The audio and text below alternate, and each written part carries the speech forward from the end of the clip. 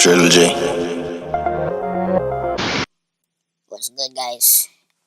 It's your boy TriLLG, and I'm gonna keep this one quick, hopefully, because it's late or early. It's damn near 4:38 in the morning right now. But let's get straight into this one. I'm gonna talk about Beyonce and why we should care about her. You know, because even for myself, like I'm tired of Beyonce. Like I'm tired of hearing about her, tired of seeing her. I don't listen to her music anymore. Like I don't anything when it comes to Beyonce. And I used to be like a big, huge Beyonce fan. I would download all her music, and I would make sure I catch any live performance that she's gonna do. You know, I wouldn't just skip over it if it's a halftime show. I'm gonna watch it. You know, but I missed her Grammy performance. I'm probably gonna catch it sometime today. Grammys were yesterday, so you know how social media is. I'll probably catch it on social media, Facebook or somewhere, or YouTube, wherever it is. It'll find its way to come in front of me. But I already seen like a little clip of it, anyways. You know, she's standing there all golded up, not like CeeLo. That nigga went off. But I guess he's trying to cover up his burnt face. But anyways, let's not get off topic. So she's all in gold, looking like your Royal Highness. So it's like, what? Like, why do we care? Like, why do we idolize and worship Beyonce? Because we're definitely, like, the way the media and everyone goes, we're definitely worshiping her. Well, it's basically because of the black fight.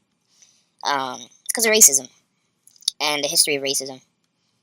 And even though white people, in general, are not overtly racist or racist at all, there's so many things that their forefathers did and implemented that have messed up the psyche of the black man and woman.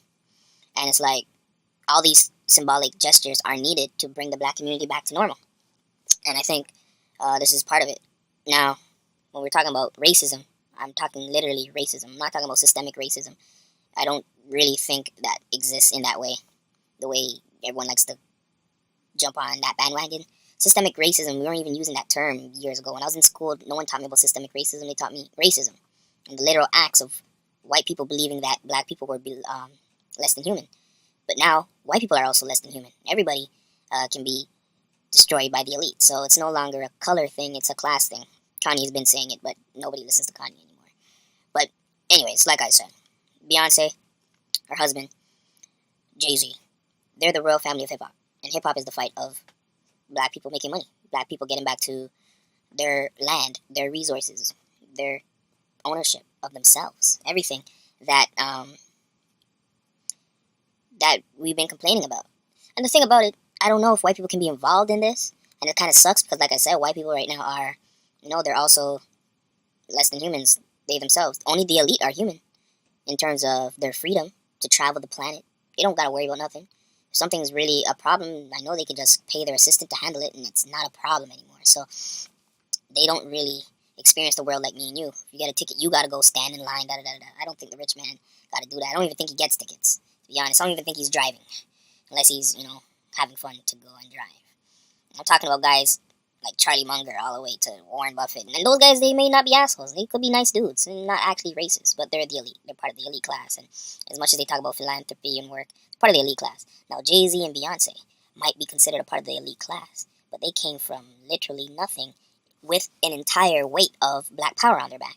So you have to understand, Jay-Z's experience in the hip-hop game. Him and Dame Dash, they started their own record label because all the other record labels weren't feeling Jay-Z. You think Jay-Z forgot that? And he's like, you know what? It's all good. The guys with the money, they weren't messing with me back in the day, but now that I got money, it's all good. Let's all smile and hold hands and sing Kumbaya. No. He's been slowly, and ever so slowly, building up his takeover. And Beyonce was a major, major part of that.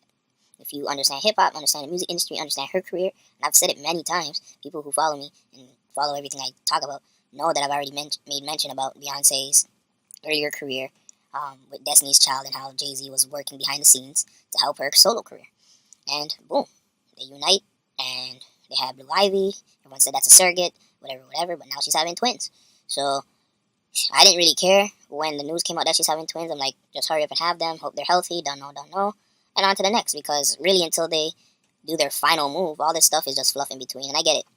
I get it. Even white people are starting to get tired of Beyonce. They're like, oh, I'm tired of, she's not even that great of a singer. There's better singers. It's not even about that. It's really not about all of that. Like I said, it's symbolic about what they represent and the fight. They're a billion-dollar couple.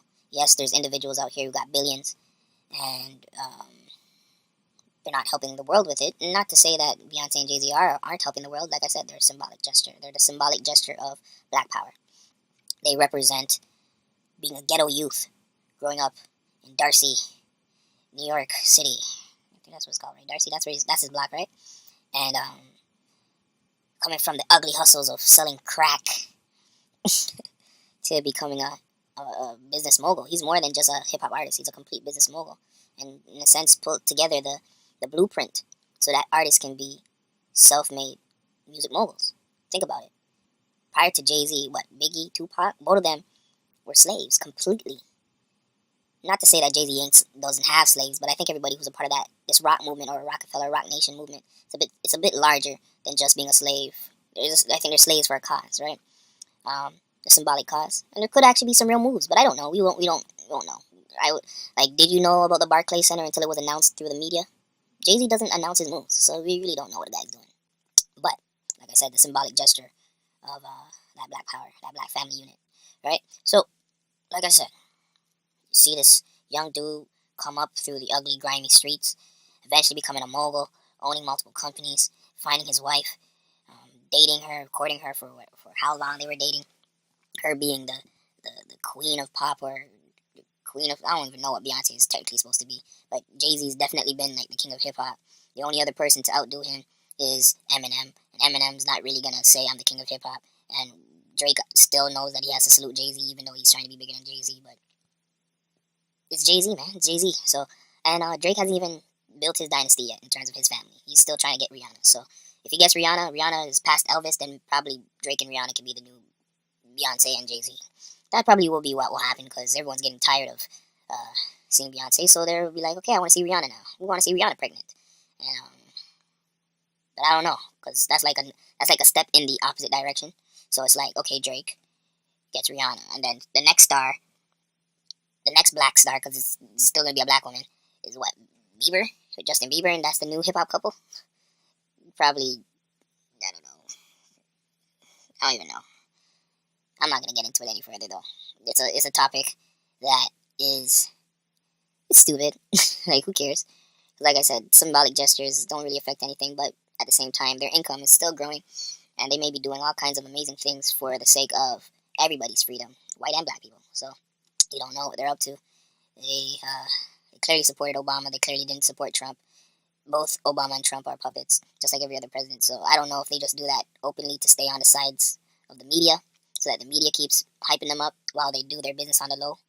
But if you're rich, Trump's gonna help you out. So I doubt they really have that literal hate for Trump. I doubt any person who's making a certain level of figures, I'm assuming anything 5 figures and up, has a real hate for Donald Trump, because he's actually gonna play for y'all, for the elite, because he is an elite himself. So that's his natural bias. He doesn't even have to wait for the lobbyists to be like, yo. Everyone's like, oh, and this is the last point I'm gonna make, because this video is going long. I didn't expect it to go this long, but whatever. Donald Trump is putting in all his millionaire, billionaire friends. Duh. Like, if I became president, I'd be putting in all my homies. I don't care if they're qualified or not. I'm getting my homies a gig. That's what you're supposed to do. That's like, everyone looks at business like it's supposed to be some like rules and regulation. No, business is business. Whatever you business to do, he won, so that's what he business to do. All right, he's gonna run the country, at least symbolically, because the president don't really do nothing. You need the whole Senate. So think of the amount of lobbying dollars to pull a Senate towards one direction or the other. So the president ain't doing nothing. He ain't spending no money to pull the Senate in one direction or the other. He's just trying to do his piece for the lobbyists behind him, while everybody else is doing their piece for the lobbyists behind them. And usually they're still all pushing towards the same goal. So don't take it too deep, but at the same time, read between the lines. TriLLG. Back to it. Let it go. You keep word for bullshit, trapping's all I know. Rolling off someone's prescription, I bet you ain't know. GSC, baby.